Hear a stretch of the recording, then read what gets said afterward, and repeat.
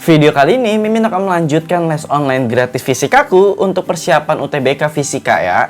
Dan di video ini adalah pertemuan ke-9-nya. Yuk langsung aja kita mulai videonya.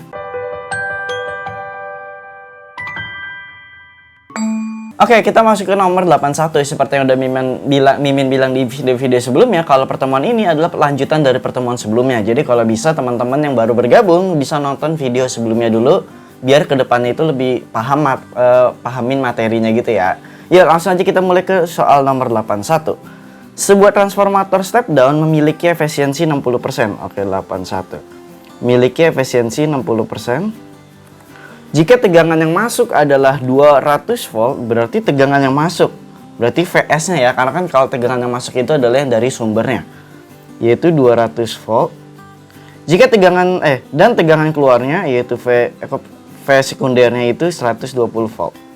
Jadi ingat, yang masuk itu adalah primernya dan yang keluarnya itu adalah sekundernya. Kumparan sekunder trafo tersebut dihubungkan dengan lampu. Nah, lampunya ini adalah 100 watt, 200 volt. Maka arus kumparan primer yang ditanya itu adalah IP-nya. Jawab.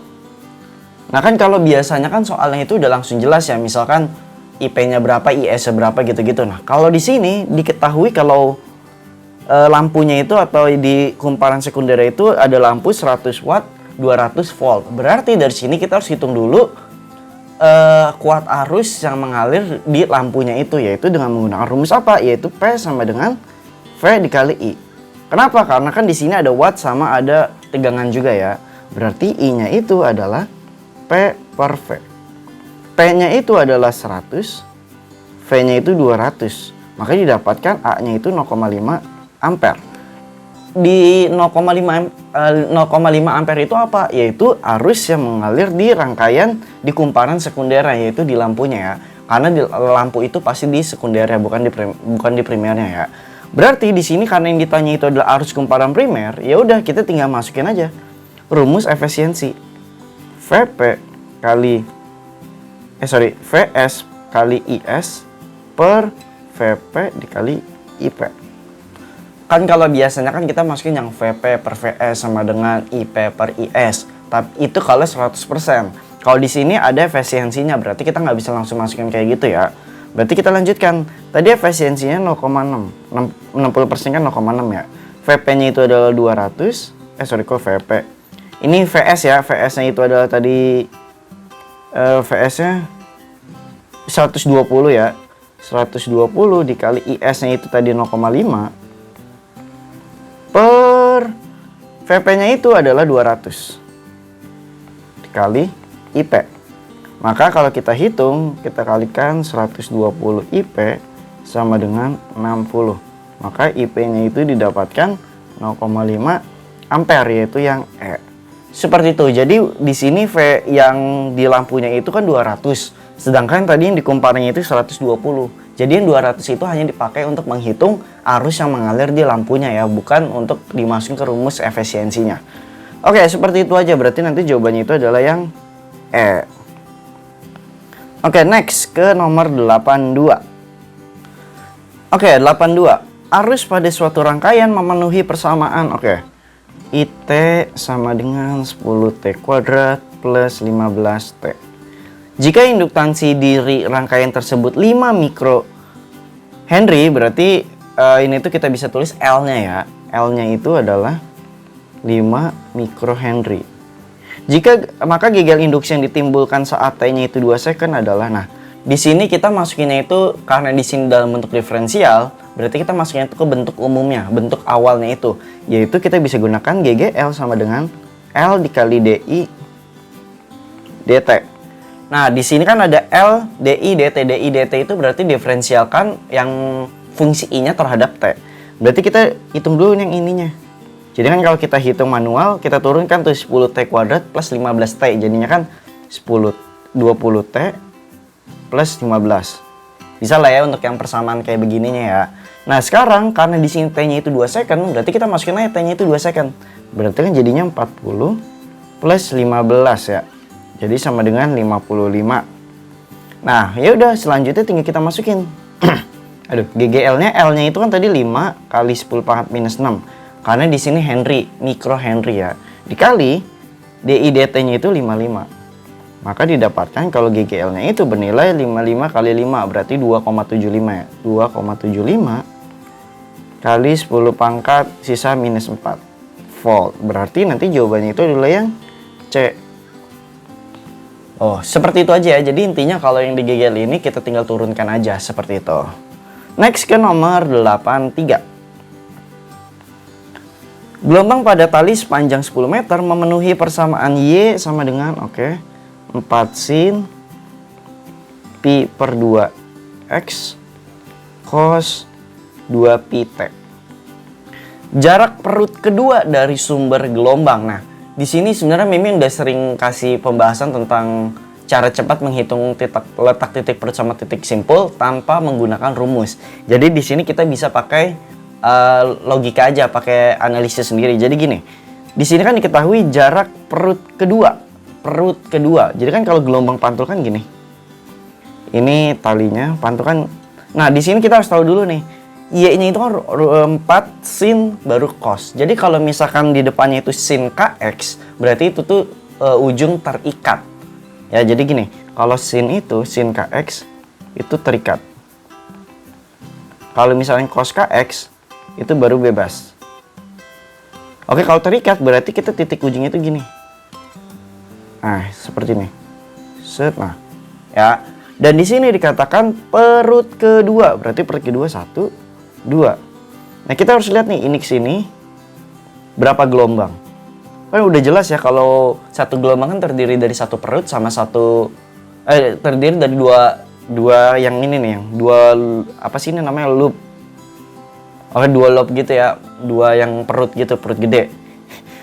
Ya, oke, yang 2 lingkaran itu berarti di sini kita bisa tuliskan kalau panjang dari perut kedua sampai ke titik pantulnya itu adalah 3/4 lambda. Paham nggak ya logikanya? Karena kan kalau di sini baru ini adalah disebut 1 lambda. Berarti di sini kita harus hitung dulu nilai lambdanya itu gimana. Lambda itu kan didapat dari nilai K ya. Berarti kan kita masukin K sama dengan 2 pi per lambda. Nah, K-nya itu adalah pi per 2. Berarti pi per 2 sama dengan 2 pi per lambda. K itu dari yang sebelahnya X ya, itu disebut K, oke? Berarti kita masukkan, coret-coret, maka didapatkan lambdanya itu adalah 4 meter. Nah, selanjutnya kita tinggal hitung aja nih. Berarti letak perut kedua, X perut 2, itu adalah 3/4 lambda. Berarti 3/4 dikali lambdanya 4, berarti kan 3 meter.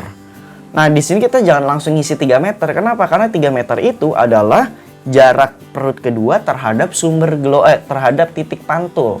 Sedangkan yang ditanya itu adalah terhadap sumber gelombangnya itu. Makanya kita harus tulisnya itu adalah 10 dikurang 3. Karena kan panjangnya 10. Berarti dapatnya 7 meter. Maka nanti teman-teman isinya itu adalah yang D, seperti itu. Jadi hati-hati jangan sampai keliru. Karena di sini ada option jawabannya itu adalah yang A-nya. Jadi kalau kita isi yang A nanti bisa aja salah. Oke? Next ke nomor 84. Sebuah mesin Carnot memanfaatkan 2/5 dari kalor yang diserapnya. 2/5 dari kalor yang diserapnya. Berarti di sini bisa dibilang kalau efisiensinya itu adalah 2/5. Berarti efisiensinya 2/5. Jika suhu pada reservoir tinggi, T tingginya itu ada 927, ini langsung aja kita ubah ke Kelvin ya. Tambah 273. Berarti 1200 ya. Kelvin. Maka suhu reservoir rendahnya itu berapa gitu kan? Di sini sebenarnya cukup simpel karena kita tinggal masukin ke rumus efisiensi aja. Berarti efisiensi kan rumusnya 1 min T rendah per T tinggi. Ingat, semua di soal tentang termodinamika sama teori kinetik gas yang kita pakai adalah Kelvin ya, kesatuan internasionalnya. Berarti kita masukin 2/5 1 dikurang T rendah per 1200.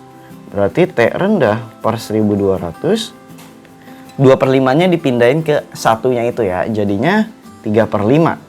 Maka T rendahnya itu 3/5 dikali 1200. Maka T rendahnya itu didapatkan 36 dibagi 5. 36 bagi 5. 72. berarti 720 Kelvin. Berarti nanti teman-teman isi 720 Kelvin.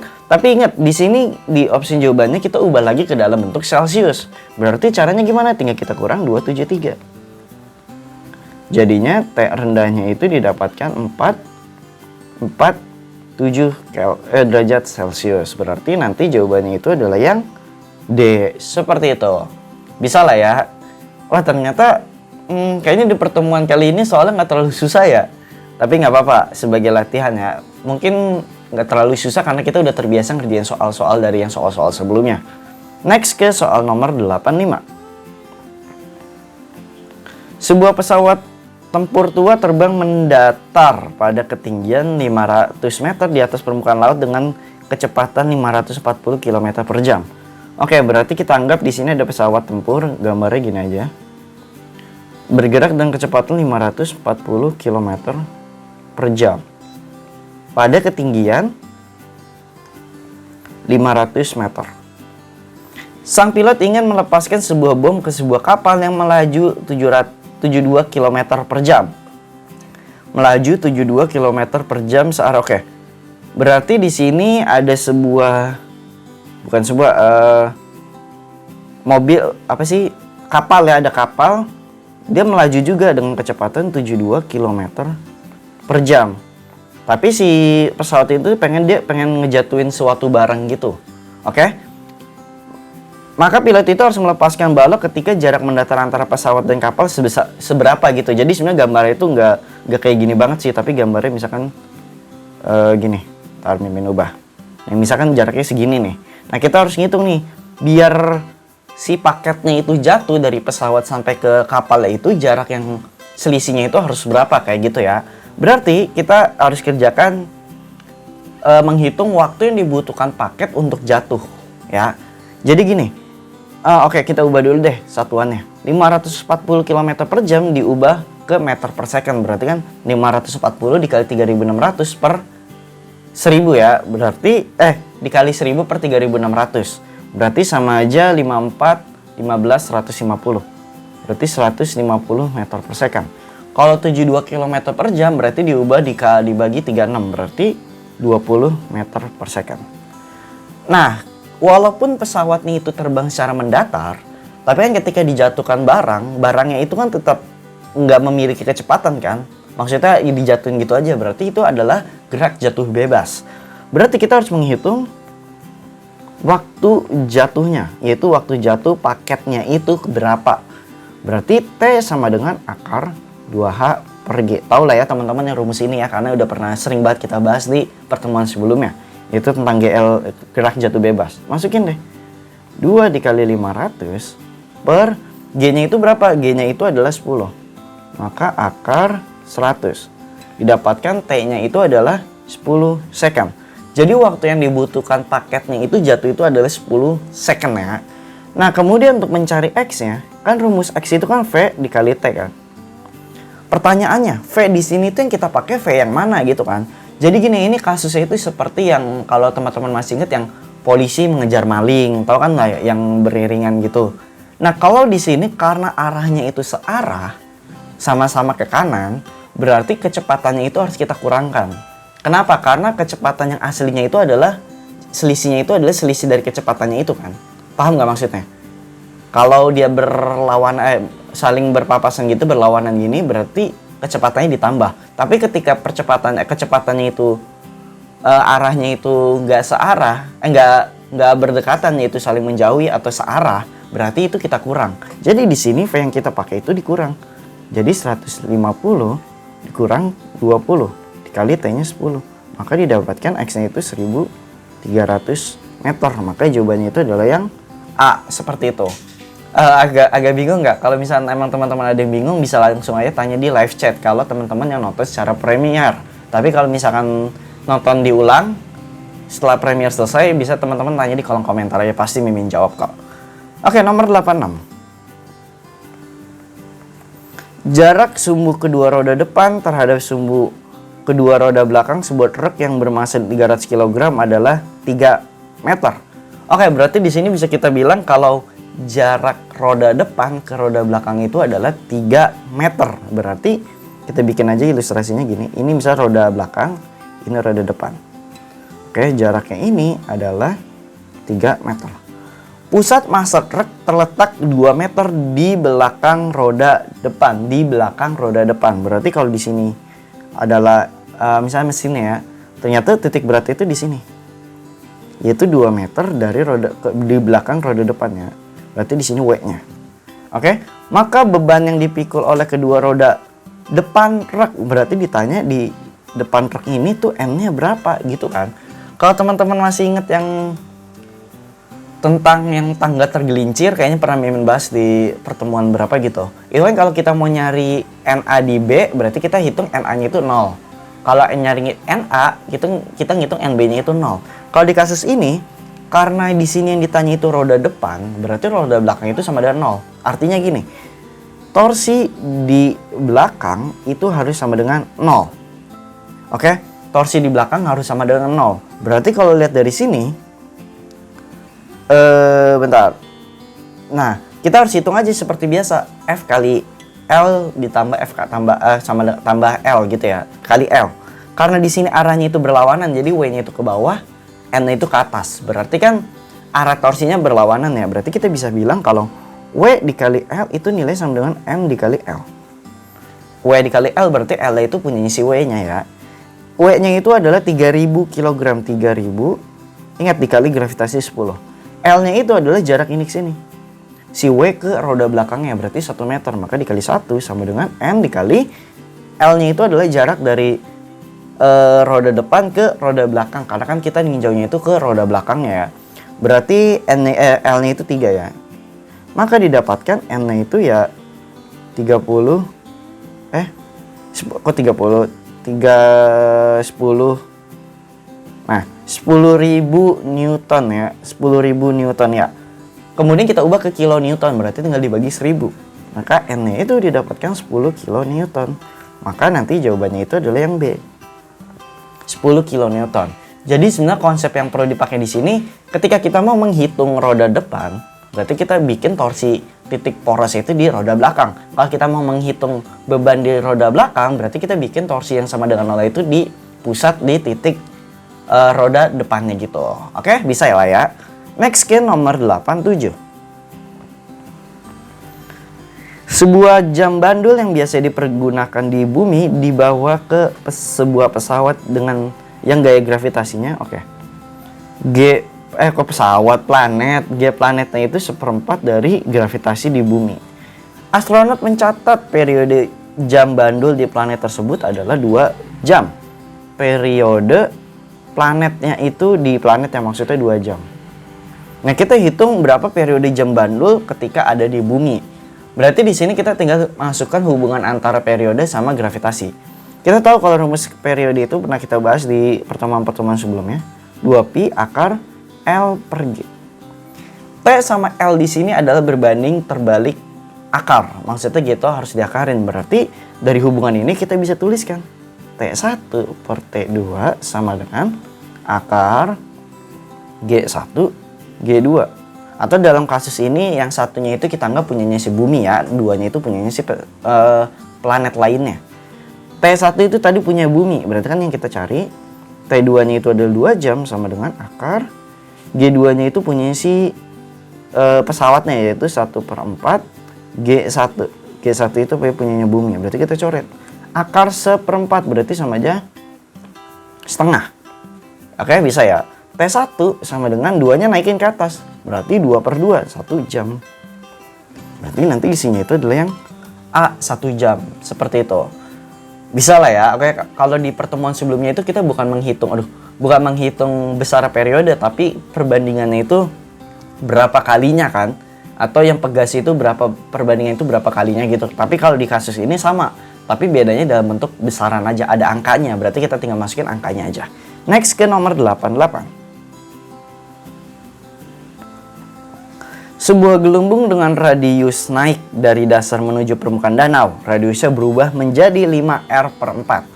Berarti V-nya itu berubah menjadi V-nya R-nya. R-nya itu berubah menjadi 5R/4. Dengan tekanan atmosfer itu seperti biasa P0 itu 10,5 Pascal. Dan massa jenisnya itu 1000 kg per meter kubik, biasa punyanya air.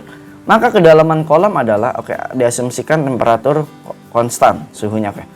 Di sini kita harus tahu tentang termodinamika. Kenapa? Karena di sini dikatakan temperatur kolam konstan. Berarti kan kalau yang berhubungan sama temperatur itu selalu berhubungan sama yang namanya termodinamika. Berarti kita tinggal masukin aja rumus yang PV sama dengan nRT. Oke. Kita anggap di sini gelembung itu kan berbentuk bola ya. Berarti V yang di PV-nya itu kita masukin ke rumus bola. Berarti P dikali 4/3 pi. Nah, R-nya itu kita masukin 5R per 4-nya itu. Berarti 5R per 4 pangkat 3 sama dengan nRT. Oke. Berarti udah dapat nih segini ya. Kemudian, di sini kita hitung dulu 5R per 4-nya itu kita kuadratkan, kita pangkatkan 3, kemudian dikali 4/3 ya. Oke, kita hitung pakai kalkulator aja ya biar lebih cepat. Berarti 125 coret dibagi 412. Oke, 125 per 48. Berarti di sini kita tuliskan 125 per 48 P 0, kan tadi P-nya itu kita anggap P0 ya. Jadi P0 itu nggak usah kita masukin dulu karena kan nilainya itu konstan gitu ya. Pi R pangkat 3 sama dengan nRT. Oke, nah selanjutnya kita hitung selanjutnya kita hitung untuk kasus keduanya, yaitu pada saat berada di dasar. Berarti kan pada saat berada di dasar kita rumusnya sama, PV sama dengan nRT. Bedanya apa? Bedanya P yang kita pakai di sini adalah P yang digabung sama tekanan hidrostatisnya. Karena kan dia semakin ke dalam gitu kan. Berarti kita masukin P0 ditambah rho GH. Karena kan tekanan hidrostatis rumusnya rho GH ya. Dimasukin V-nya itu tetap, yaitu 4/3 pi R pangkat 3. Karena di sini belum berubah ya. Karena kan berubahnya itu pas dia nongol di permukaan. Sama dengan nRT. Ya, nah, sekarang di sini nRT sama nRT itu kan nilainya sama ya. Karena kan nilai suhunya itu dianggap konstan. Sedangkan nilai NR itu juga konstan. Berarti kita bisa tuliskan kalau 125 per 48 yang tadi itu P0 pi R pangkat 3 itu akan sama dengan yang nilai ini. P0 plus rho GH dikalikan 4/3 pi R pangkat 3. Pi R pangkat 3-nya kita coret. Habis kan? Kemudian 3 sama 48 kita coret jadi 16. Udah ya, nggak ada lagi ya. Oke, berarti kita masukkan P0 plus rho GH sama dengan 125, 4 itu pindah ke bawah dikali 16, berarti 64. Berarti 125 per 64. 1625 kali 64, ntar. Ya, P0. Oke, berarti di sini P0 sama P0 itu tinggal kita masukin aja nilainya. Dijadiin satu ruas maksudnya. Berarti kita masukin rho GH sama dengan, berarti kan dikurang ya. Berarti 125 per 64 dikurang 1. Berarti 125 dikurang 64. Berarti 61. Berarti 61 per 64 P0. Oke, ya benar. Berarti kita tinggal masukin aja nih sesuai dengan angka yang udah diketahui di soal yang tadi itu. Berarti kan kalau nyari H sama dengan 61 per 64 dikali P0 itu kan 10 pangkat 5 ya. Per rho G-nya pindahin ke bawah. Berarti 10 dikali 1000. Berarti hanya itu kita pakai kalkulator. 1 bagi 64. Oke, 0,95 berarti 9,5. Maka dapatnya 9,5 meter. Berarti nanti di nomor 88 itu jawabannya itu adalah yang C. 9,5 meter. Seperti itu. Ngerti lah ya maksudnya ya. Jadi intinya di sini yang perlu diingat, yang perlu dipahami konsepnya itu kapan bendanya itu ada di permukaan rumusnya apa, dan ketika nyampe di bawah permukaan itu rumusnya apa. Jadi intinya kalau di permukaan berarti kan tekanan yang dipakai itu adalah tekanan hidrostatis, tekanan atmosfer yaitu P0. Sedangkan yang di bawah itu kita pakai ditambah dengan tekanan hidrostatis. Untuk yang V-nya, karena di sini tadi 5/4 per 4-nya 5R per 4 itu ketika permukaan, makanya tadi pas dirumus di permukaan kita masuknya itu 5R/4, tapi ketika di dasar tetap aja pakainya itu yang R-nya itu. Oke? Next ke nomor 89. Oh ya, kalau misalkan ada pertanyaan yang mungkin bingung, tanya di live chat ya, kalau teman-teman yang ikut secara Premier, tapi kalau misalkan biasa di kolom komentar. Next, nomor 89. 3 batang besi pejal yang sama panjangnya disambungkan memanjang seperti pada gambar di bawah. Perbandingan luas penampang batang dari kiri ke kanan. Oke, di sini perbandingan luas penampangnya ya, berarti A1 kita anggap aja A1, A2, A3. Itu adalah 1, 2, 3. Suhu ujung bebas pertama dijaga tetap pada suhu TA. Oke, pokoknya gambarnya seperti pada gambar ya. Ini T nih, TB. Suhu sambungan antara batang pertama dan kedua adalah, nah di sini kan biasanya kan teman-teman ngerjain cuma pakai 2 batang doang kan. Jadi nanti batang kiri sama batang kanan. Tapi kalau di sini ada 3, berarti kita harus ngitung 2 kali. Batang kiri sama tengah, kemudian tengah sama kanan. Berarti kita hitung dulu untuk batang yang sebelah kiri ya. Nah, di sini kita anggap suhu yang kecilnya itu, yaitu yang luas penampang itu kecil, itu lebih besar. Berarti kita anggap TA-nya itu lebih besar dari TB. Otomatis kalori itu akan mengalir dari kiri ke kanan ya, karena kan dari suhu tinggi ke suhu rendah.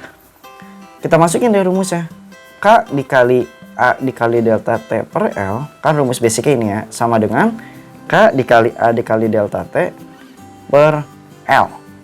Tapi kita hitung untuk yang logam kiri sama logam tengah ya. K-nya kita coret karena sama, A-nya juga kita coret. A-nya dicoret. L-nya kita coret, berarti sisa A delta T sama A delta T. Untuk yang batang pertama kan A-nya itu adalah perbandingannya 1. Berarti kita tulis 1. Delta T-nya berarti itu perbandingan selisih dari TA ke T1. Tadi udah disebutkan kalau TA-nya itu lebih besar. Berarti nanti selisih delta T-nya itu adalah TA dikurang T1. Bukan T1 kurang TA. Karena kan besar kurang kecil. Berarti TA dikurang T1 sama dengan A2-nya itu adalah 2. Sedangkan delta T-nya itu sama kayak tadi. Berarti T1 dikurang T2, karena kan T1 lebih besar dibandingkan T2 ya, karena kan sumber panasnya itu ada di sebelah kirinya. Berarti di sini kita tuliskan T1 dikurang T2. Kita masukin deh. TA dikurang T1 sama dengan 2T1 dikurang 2T2. Ya, berarti T1-nya kita pindahkan ke kanan. Berarti TA sama dengan 2T1 min T2. Berarti di sini T2-nya itu sama dengan 3T1 min TA per 2 ya. Oke. Nah, selanjutnya kita hitung untuk batang tengah sama batang kanannya. Berarti kita hitung. Sama kayak tadi, langsung aja ya. Berarti A delta T sama dengan A delta T.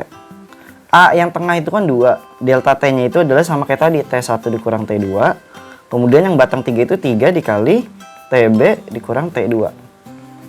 Berarti kita kali sama kayak tadi, 2T1 dikurang 2T2 sama dengan 3TB dikurang 3T2. Kita sederhanakan lagi, berarti T2-nya kita pindahkan ke kiri deh. Jadi kan 2T1 dikurang plus T2 ya. Sama dengan 3TB. 2T1 minus, di sini minus. Oh, sorry, ini kebalik. Ini bukan TB dikurang T2 ya. Oke, tapi harusnya itu adalah T2 dikurang TB. Karena kan tadi yang sebelah kiri itu selalu lebih besar dibandingkan sebelah kanannya. Berarti kita masukkan 3T2 dikurang 3TB. Berarti didapatkan 2T1 dikurang 5T2 sama dengan minus 3TB. Atau enggak TB-nya bisa dipindahin sih, itu terserah teman-teman semuanya. Yang pasti di sini T2-nya itu tadi kita udah dapat kan. Berarti kita tinggal substitusi aja T2 yang di atas ke substitusikan ke T2 yang bawah. Berarti 2T1 dikurang 5 3T1 min TA per 2 sama dengan minus 3TB. Kita kalikan silang biasa. Kali-kaliin biasa angka-angkanya itu. Berarti 2T1 dikurang, oh ini agak rumit dikit ya, 15T1 per 2 dikurang plus 5TA per 2. Ya benar, sama dengan minus 3TB. T1 itu kita gabung. Berarti kan kalau kita gabung, jadinya minus 4 per 2. Minus 11 per 2 T1 plus 5 TA per 2 sama dengan minus 3 TB. Karena di sini ditanya T1, berarti T1-nya itu kita pindahkan tetap di kiri, sedangkan yang TA-nya itu kita pindahkan ke kanan ya.